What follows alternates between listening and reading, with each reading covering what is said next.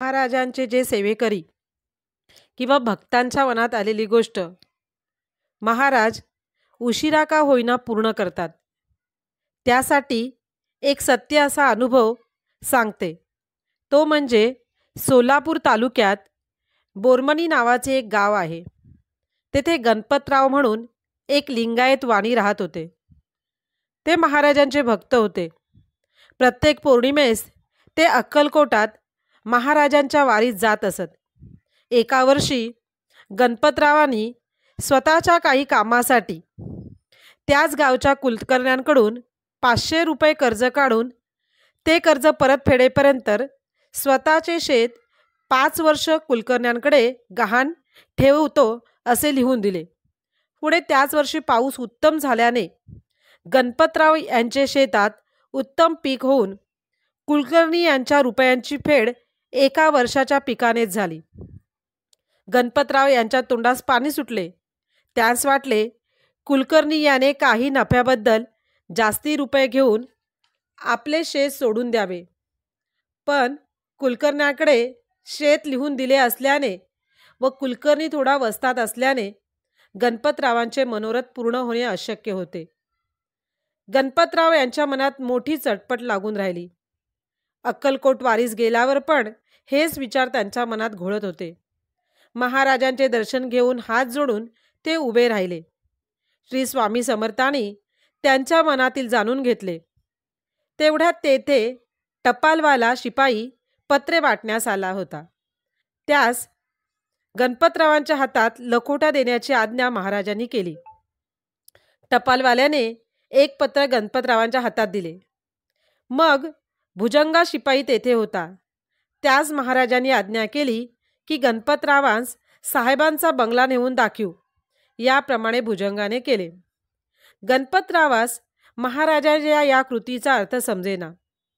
त्याने महाराजांजवळच्या सेवेकऱ्यांना महाराजांच्या या कृतीचा अर्थ विचारला, पण कोणासही सांगता येईना. पूर्ण दिवस गणपतराव या गोष्टीचा विचार करत होते.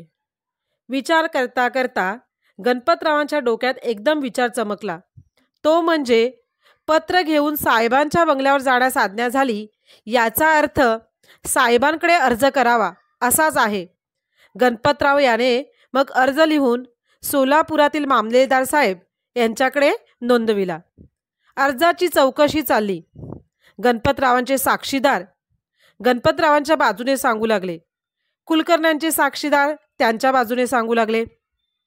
गणपतरावांचे म्हणणे होते की आपण 1 वर्षाच्या कराराने शेत कसण्यास दिले.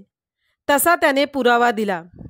मामलेदाराने दोघांचाही सारखाच पुरावा पाहून मग त्याने गणपतरावांच्या गावातीलच एका 80 वर्षाचा म्हातारा शेतकरी शोधून सरकारतर्फे त्याची साक्ष घेतली.